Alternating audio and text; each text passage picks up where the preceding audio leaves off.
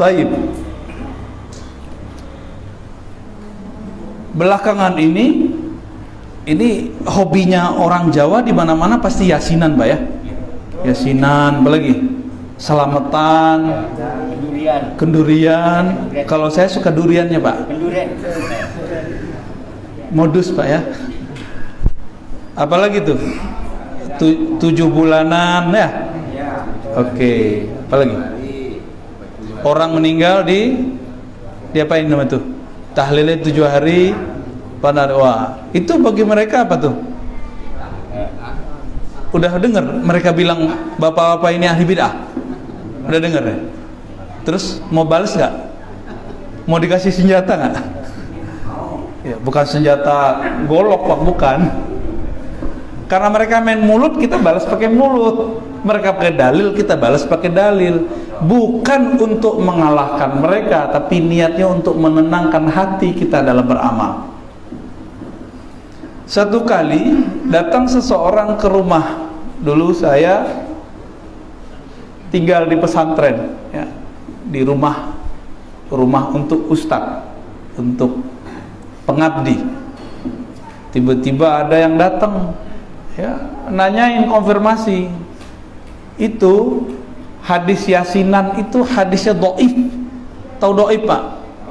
Apa arti dhaif? Mantap ini santri kali dulu ya. Sebelum pindah ke sini santri nih kayaknya. Alhamdulillah. Ya. Saya juga ngantri, Pak, sama orang Jawa. Guru saya orang Jawa banyak ya. Orang Jawa bisa hafal alfiah, orang Arab aja enggak. Dan orang Jawa tuh kalau lagi naik motor bisa bolak-balik baca alfiah, selesai. Tapi orang Arab belum tentu bisa. Jadi pas kami dulu tes sama Syekh Hasan itu, beliau kaget ketika ada mahasiswa hafal alfiah. Beliau doktornya Al-Azhar, ulama Damaskus, tinggal di Jerman sekarang. Nah, hadis dhaif kata mereka gitu ya. Oke. Anggaplah hadis yasinan hadisnya dhaif. Siapa yang mendhaifkannya? Syekh Al-Bani namanya, Pak. Jadi ada hadis itu disebut sahih, valid. Yang kedua disebut hasan, bagus. Yang ketiga disebut dhaif. Nah, ini untuk ngulang-ngulang aja. Yang sahih, hasan boleh dipakai. Yang dhaif ada yang boleh dipakai, ada enggak. Bagi salafi semua yang dhaif enggak boleh dipakai. Nih bagi salafi nih ya. Dalam bab ibadah nggak boleh dipakai, apa kali? Dalam bab akidah. Saya kasih pertanyaan, ente baca nggak kitab Tauhid Muhammad bin Abdul Wahab, pendiri Wahabiyah? Di situ ada hadis-hadis dhaif dipakai untuk akidah. Kalau wong apa nih, si Dodaji ya, pakai hadis dhaif untuk bayasinan, masa nggak boleh? Sedangkan Syekh Muhammad Wahab pakai hadis dhaif untuk akidah.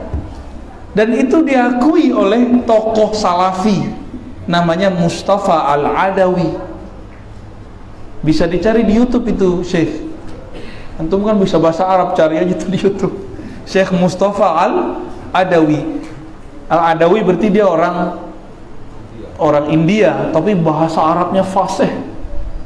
Keilmuannya melewati orang Saudi kebanyakan. Dia salafi juga. Mustafa Al-Adawi ini kemudian diserang, dibully oleh orang-orang Wahabi Saudi karena berani mengkritisi kitab imamnya. Itu. Jadi mereka biarin aja, kita nonton aja, Pak. Mereka tengkar berdua. Ya. Jadi nggak perlulah kita menolak-nolak mereka. Cukuplah mereka nolak mereka gitu. Jadi saya tanya balik, kalau di dalam akidah aja imam memakai, masa kami dalam ibadah fadhailul a'mal nggak boleh? Bingung juga, Pak, dia. Udah mulai ragu dia bersalafi. Ya. Jadi saya ini virus nih, Pak. Bikin ragu mereka. Tapi bagi Bapak Ibu, ini saya ini vaksin ya. Insya Allah, amin. Niat kita cuma satu, semoga Allah ridho, kita beramal itu tenang. Jangan lagi yasinan masih mikir, ini bid'ah nggak ya? Udah nyampe tahlil masih mikir, ini bid'ah nggak ya? Antum begitu nggak, Ustaz Asma? Insya Allah nggak, nggak yakin juga pakai insya Allah. Yakin tuh nggak pakai insya Allah. Hakul yakin nggak ada ya insya Allahnya, udah yakin gitu. Nah itu kalau kita pakai imam mereka. Nah sekarang pakai imam kita aja deh, yang meriwayatkan hadis Yasin, Iqra'u Yasin ala mautakum, bacalah Yasin terhadap orang yang mauta, yang akan mati, masih hidup berarti, yang sakaratul maut, yang telah meninggal, berarti 3. Yang akan mati, sakaratul maut, atau yang sudah meninggal, dibacakan surat Yasin. Ini riwayat Imam Abu Dawud, Imam Ibnu Majah, dan ketemu juga dalam riwayat Ibnu Hibban, Al-Hakim, dan lain-lainnya. Imam Ibnu Hibban naruh di kitab yang dia kasih judul Sahih. Imam Abu Dawud naruh di kitab Sunan Abi Dawud, dan dia tidak beri komentar. Abu Dawud kalau tidak beri komentar berarti hadisnya bagus. Istilah zaman itu belum ada hasan, istilahnya soleh. Wa ma sakattu anhu fahuwa salih. Hadis kalau Imam Abu Dawud tidak komentar, maka hadisnya bagus. Berarti hadis yasinan bagus nggak Pak? Mentang-mentang yasinan nih yang bilang bagus-bagus aja. Ya. Iya. Itu dalil terakhir itu Ustadz. Sabar tahan. Ini kayaknya karena banser nih, semangat nih. Baik. Imam Ibnu Hibban itu imam, baru dengar ya nama Ibnu Hibban? Udah dengar nggak sebelumnya? Barusan saya sebutkan, dengar kan? Imam Ibnu Hibban ini nulis kitab judulnya Sahih Ibnu Hibban, naruh hadis itu dan beliau menilainya sahih. Berarti minimal udah 2 imam yang mengatakan hadis ini bagus, bener ya? Kalau ada imam dulu bilang sahih, imam sekarang bilang tidak sahih, kita ikut yang mana? Yang dulu aja ya. Kenapa? Katanya ikut salaf. Itu Ibnu Hibban, Imam Ibnu Hibban sudah di awal khalaf ya. Imam Abu Dawud, imam salaf sezaman dengan Bukhari, sepengajian dengan Imam Bukhari. Bedanya umurnya agak lebih panjang aja dari Imam Bukhari. Imam Abu Dawud, imam salaf, tidak mempermasalahkan hadis yasinan. Jadi kira-kira kita baca yasin nggak Pak nih? Tetap baca yasin ya. Ustadz, bukan itu doang, habis baca yasin kok pakai baca Al-Fatihah, Alif Lam Mim, ayat kursi, amanah Rasul. Ini kan Nabi kan nggak pernah begini. Nah, Nabi nggak pernah lakukan. Nah ini gaya mereka nih. Mereka ini kalau nggak tahu bilang nggak ada. Nah ini pembohongan baru atas nama Rasulullah. Jadi kebohongan atas nama Nabi itu 2, menambah-nambahkan dan mengurang-urangi. Nabi nggak pernah melarang, dia bilang Nabi melarang. Nabi tidak melakukan, belum tentu itu tidak ada.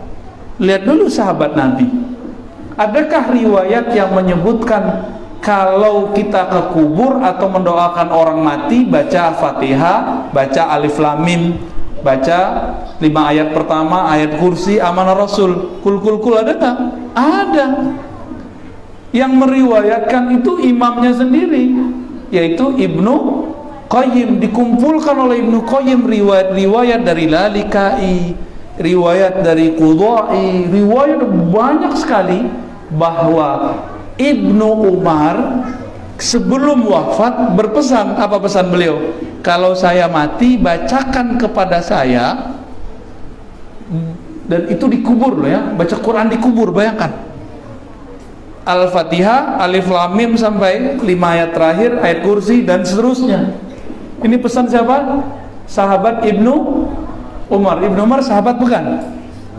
Anak dari Umar, namanya Abdullah bin Umar.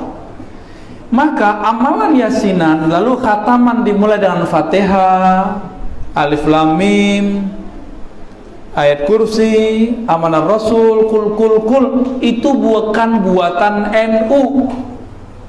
Buatan siapa? Buatan siapa itu? Itu buatan Ibnu Umar. Minimal kalau kamu sebut Nabi, tuan Ibnu Umar PNU. Kalau emang malu, wah saya nggak mau jadi NU, ya sudah. Ini lihat nih, riwayat bukan NU yang meriwayatkan. Berarti ini hadis sudah ada sebelum NU lahir, benar nggak? Terus kenapa NU yang disalah-salahin masalah yasinan, masalah khataman? Orang NU itu cuma menikmati fasilitas yang sudah ditulis oleh para ulama, dipakai oleh mereka. Ya. Jadi kadang-kadang mereka itu bilang, oh saya bukan NU, saya nggak mau yasinan. Lo nggak ada urusannya yasinan itu sama NU. NU itu cuma yang melestarikan amalan itu aja bedanya. Riwayat ini ada dalam kitab-kitab hadis. Orang kalau khataman baca apa lagi tuh? Subhanallah bihamdi, subhanallahil azim gitu ya. Itu ada hadisnya nggak nyuruh begitu? Ada nggak? Banyak, Quran aja banyak kok. Jadi kalau orang baca subhanallah bihamdi subhanallahil azim pasti orang NU nggak? Kalau gitu banyak orang NU di Mesir. Ya. Jadi Bapak Ibu kadang-kadang sebagian orang di luar sentimen sama NU, ya. Ini yang nggak bener ya. Ini nggak bener.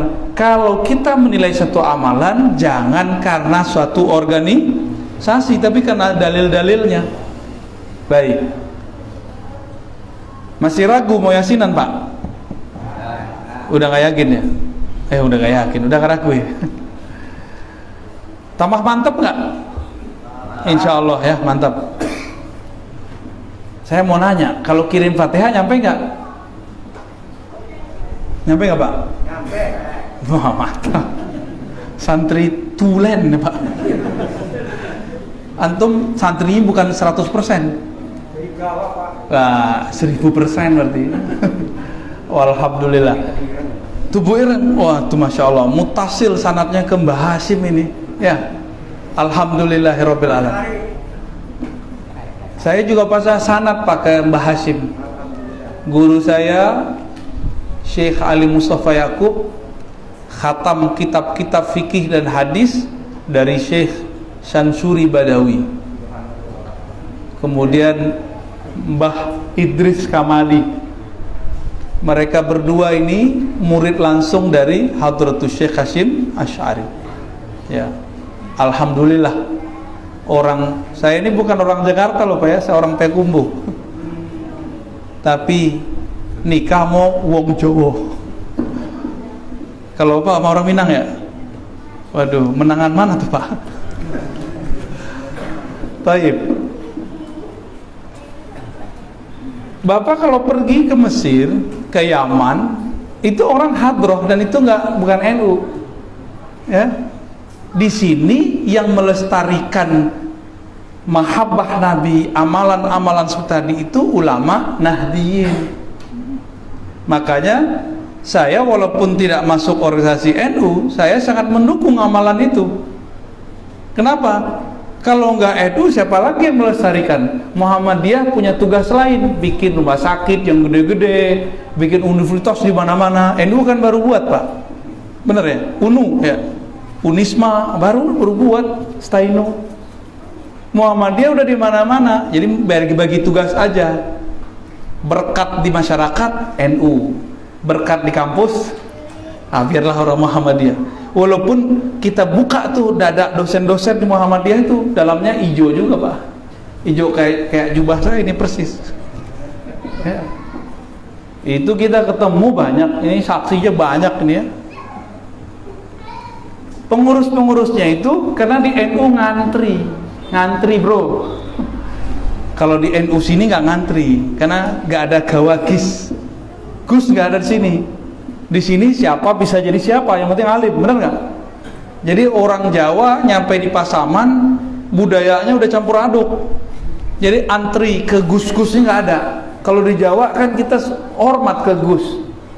Jadi kalau yang jadi ketua NU, Ibnu, apalagi nih ketua Banser gitu ya itu harus gus-gus.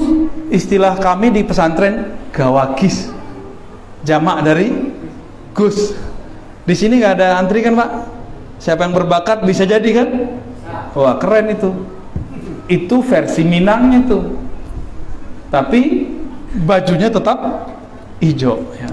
Saya hijau begini karena saya cinta Rasulullah. Saya yakin orang NU hijau karena cinta Rasulullah Sallallahu Alaihi Wasallam. Suatu kali ada seseorang bermimpi ketemu Nabi dan dia melihat pakaian Nabi dan cahaya Nabi warnanya hijau. Ternyata ketemu dalam Sunan Tirmizi disebutkan bahwa Nabi ra'aitun Nabi sallallahu alaihi. Nah, aku melihat Nabi sallallahu alaihi wasallam dan padanya ada pakaian atas bawah. Jadi pakaian itu atas bawah. Ada dua. Nabi itu pakaiannya dulu bukan gamis dari atas ke bawah satu, itu sudah budaya baru. Budaya masa Rasulullah itu ada atasan, ada bawahan. Akhdarain, yang dua-duanya warna hijau. Hijaunya mirip-mirip begini Pak, emang begini insya Allah ya. Alhamdulillah. Tapi kalau aura hijau itu beda lagi tuh. Apalagi kolor hijau itu beda lagi tuh.